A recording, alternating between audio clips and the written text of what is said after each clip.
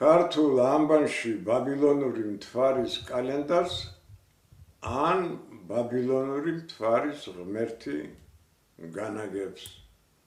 როგორც ხედავთ, ლურსმული დამწერლობით ბაბილონური მთვარის ღმერთი ლურსმულად ასე იწერება და იკითხება ან.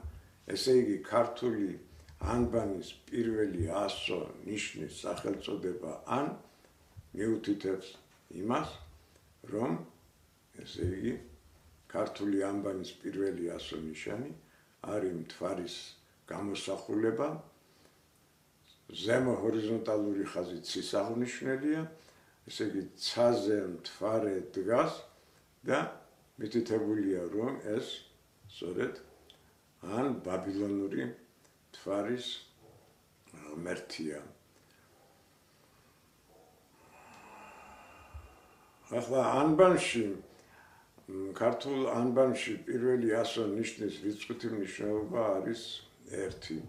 გონებ ამის შესახებ ვილაპარაკეთ, რომ ბაბილონური მთვარის ღმერთის რიცხვითი მნიშვნელობა სწორედ არის 1. ამდენად სრული შესაბამისობა ბაბილონურ მთვარის ღმერთთან. იქ ღმერთების რიგში ან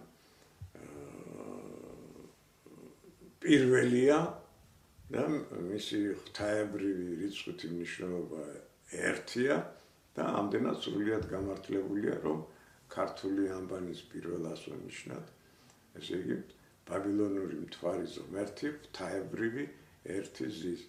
საქმე ის არის, რომ ბაბილონური ლურსმული წარწერით ან მთვარის ღმერთი ასე იწერება, მაგრამ როდესაც მთვარის ღმერთის გამოსახულებას ხატავენ, მაშინ უცბად მცხრალი მთვარე უნდა გამოხატონ.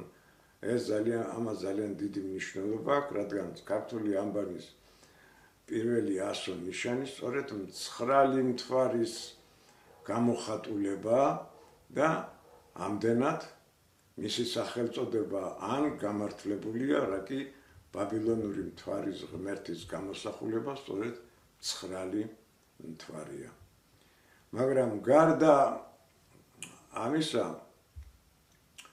ეს ქართული ანბანის პირველი ასო ნიშნის ღვთაებრივი მნიშვნელობაა, მაგრამ არსებობს ამ ასო ნიშნის კალენდარული, ანუ ვარსკვლავური მნიშვნელობა. რა მნიშვნელობა ენიჭება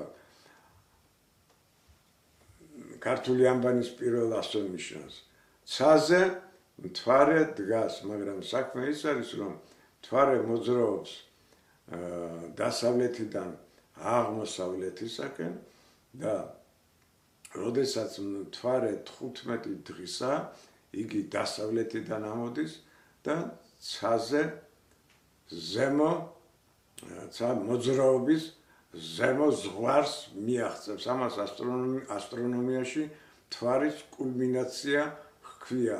ესე იგი, საქმე ისაა, რომ ქართულ ანბანში ასო ნიშანს აქვს არა მხოლოდ საღვთო მნიშვნელობა, არამედ ვარსკვლავური, ასტრალური მნიშვნელობა, კალენდარული მნიშვნელობა, მთვარე ცაზე მოძრაობის ზედა ზღვარს, ზედა მიჯნას მიაღწია, მთვარე კულმინაციაშია, ეს კი იმას ნიშნავს, რომ ზუსტად შუა ღამეა და ამდენად კალენდარული დღეების კალენდარული სათვალავი, დღე-ღამის დასაწყისი შუა ღამეზე მოდის.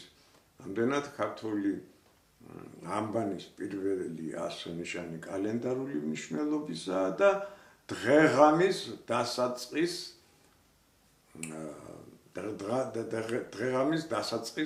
აღნიშნავს. ესე იგი, ქართველები